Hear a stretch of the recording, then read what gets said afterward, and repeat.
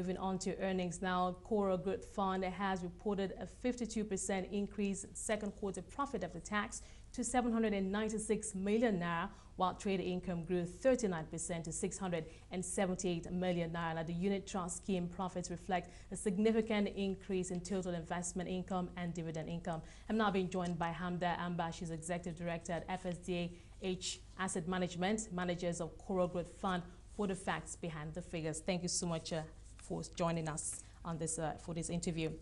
Now, looking at the numbers aren't too bad. Of course, I'm looking at some growth in the numbers. Well, let's start with the trade income, which grew 39% to 678 million in the second quarter. What are we reading into these numbers? Well, I think you're reading the opportunities that came up in the two main lines that the fund invests in, which is the equities market and the fixed income markets. We were able to take the opportunities that arose to trade out of some of the positions that we had profitably and to take new positions. And that was true both on the equity side and on the fixed income side. So do you think we could anticipate a similar pattern in the second half of the year? Well, we are cautiously optimistic, shall I say. Well, you've done very well in the second quarter, and obviously, well, I'm not sure if we could ask you what your main strategy was, but with this level of growth, can your investors be confident that they could see something similar going forward?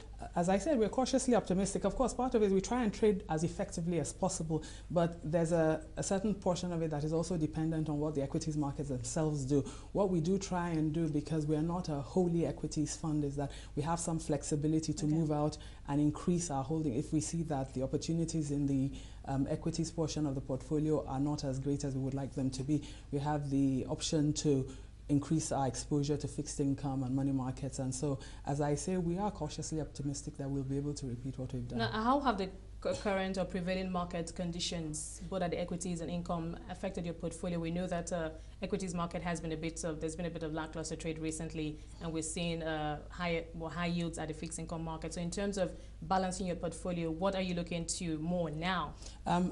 Just to give you a bit of background to this, our fund is one that is allowed to have a maximum exposure to equities of 65%. However, we can do much less than that. So what we try and do and make sure that we have exactly the right balance. And so as we see, just as you have mentioned, that perhaps going forward, a lot of the progress that we expected in the equities market has already taken place this year, and we don't expect that the second half of the year will have as much growth as we've had already. Therefore, we are looking to adjust our positions by increasing slightly our exposures in the fixed income. Okay. Well, let's take a look at your investment income. Well, that went up by 55% to 829.2 million. Now, what is the Coral Growth Fund doing differently with respect to driving investment income, and do you think this growth is sustainable? The investment income relates directly to what I told you about.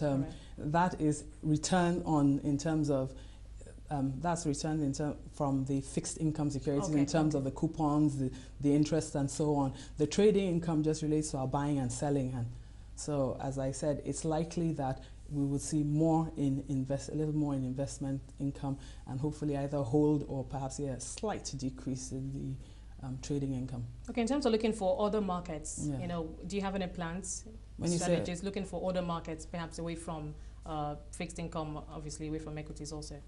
We are looking into other things, but that would not be within the Coral Growth Fund. The Coral Growth Fund is what it is. What we are looking to do is create other funds that we will list as time passes, as we see new areas. And just to say, one of the new funds that we have been involved in recent times was the REIT that was recently listed, the UPDC REIT. The FSDH Asset Management is the fund manager for that particular. Has that been going as well as you hoped it would go? Oh, well, it only just started off. It just came to the market in June, but certainly was a very big start. And it was, we're very proud to be associated with a name like UPDC in this market, who are the premier property development company and who had choice assets that we found that investors were very keen to be associated with. And we see them as really the first mover in this market, because I believe they are the first real equity REIT. And the interest that we have seen suggests that it will be very successful and that there will be opportunities for others in the market. Okay, now specifically your short-term business strategy, what can we look forward to? In short-term business strategy for the Coral Growth Fund. As I say, the short-term business strategy is to make sure we have the right balance in our portfolio and take the full advantage of the flexibility offered to us by our trust deed that allows us to change the balance in the amounts of equities that we have in the fund, and we'll trade that. We'll use that very actively. Okay, now I'm looking at some data from the SEC, a net value of the 49 funds under the collective investment schemes as at end of March this year. The total figure came in around 111.8 billion. Now, how much more bigger do you think this could go, given the, I don't know what the current rate of growth is, but do you think this could get significantly bigger than it is right now? I think it could get significantly bigger, and one of the main reasons is the fact that there's a current thrust by the Securities and Exchange Commission, to which all the collective investment schemes are fully keyed into, to encourage individual investors, particularly in the capital market, to go through collective schemes rather than to go on their own. As you know, you probably know, in this market, the practice has been for every individual who has 10,000, 50,000 to decide to buy shares. Do you think it's better when we it is much better. We found that, you know, pooling is much better. In our recent history, when we had the downturn in the market over 2008, everybody was hit, but the individual investors were disproportionately hit,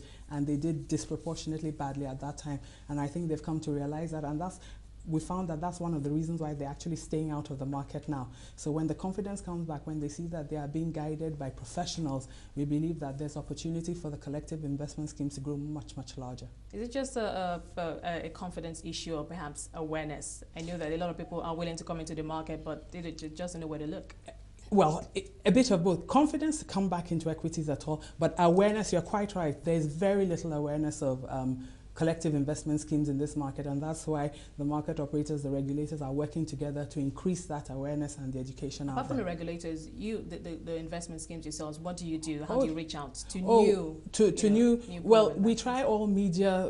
We do educational. We do little snippets in newspapers. You'll find that there's educational reports going out there. We reach out through the radio. We reach out through, in some cases, TV, and then largely on the internet, just to educate people that there is this possibility of accessing some of these returns without a huge outlay, and having access to professionals to manage your money for you. So it's still definitely a very robust market that more investors should look into. They should go into it. We advise that very strongly. Hopefully we'll